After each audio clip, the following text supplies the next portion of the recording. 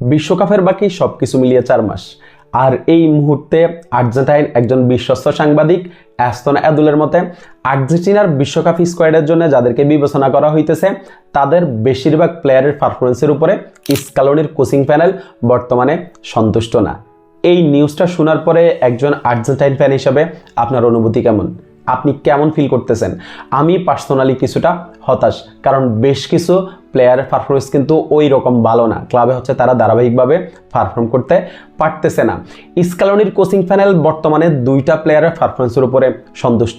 একজন চেলসির Enzo Fernandez, আরেকজন ম্যানচেস্টার ইউনাইটেডের লিসান্দ্রো মার্টিনেজ।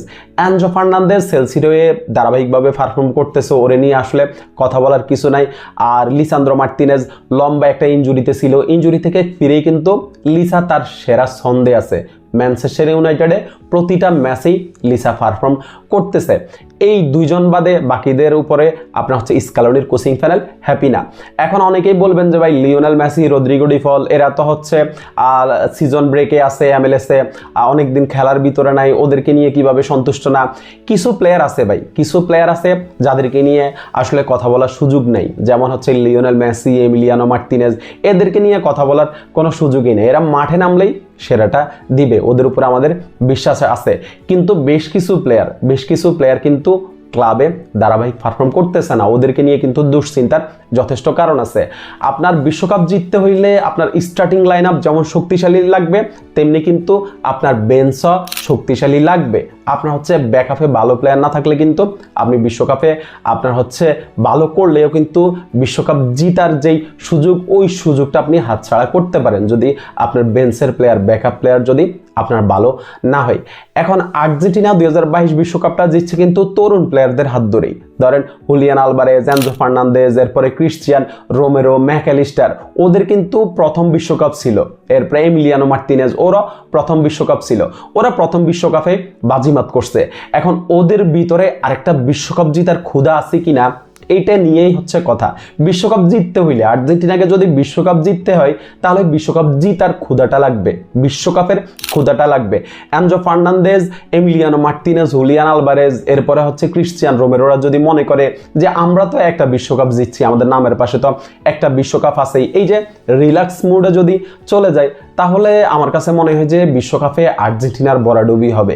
আর যদি ওরা মনে করে যে আমরা একটা বিশ্বকাপ জিতছি, আমাদের সামনে সুযোগ আছে আরেকটা বিশ্বকাপ জিতার, কারণ 2022 বিশ্বকাপে আর্জেন্টাইন প্লেয়াররা অনেক ইয়াং ছিল, তাদের অভিজ্ঞতা কম ছিল, কিন্তু একটা বিশ্বকাপ জিতার অভিজ্ঞতা কিন্তু 2026-এ আছে।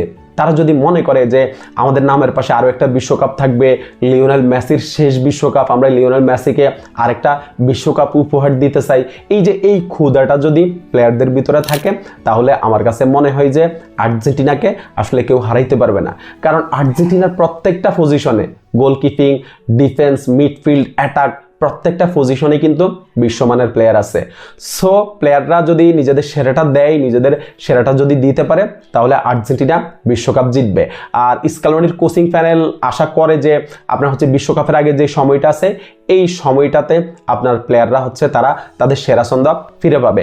বিশ্বকাপের আগে মাসে একটা ফিফা উইন্ডো আছে, যেখানে আপনার স্পেনের সাথে ফিনালিসিমা, এরপরে কাতারের সাথে একটা ফ্রেন্ডলি ম্যাচ, এরপরে জুনে আপনার বিশ্বকাপের আগে আরো 2টা ফ্রেন্ডলি ম্যাচ খেলার সুযোগ থাকবে।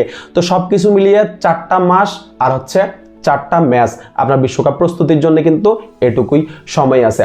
সো স্কালোনির কোচিং প্যানেল যে দুশ্চিন্তায় আছে, আশা করি যে এই দুশ্চিন্তা কেটে যাবে, প্লেয়াররা তারা তাদের সেরা ছন্দ ফিরে পাবে এবং ক্লাবের হয়ে তারা ধারাবাহিকভাবে পারফর্ম করবে, যেই পারফর্মটা আর্জেন্টিনার জার্সিতেও তারা বিশ্বকাপে করবে।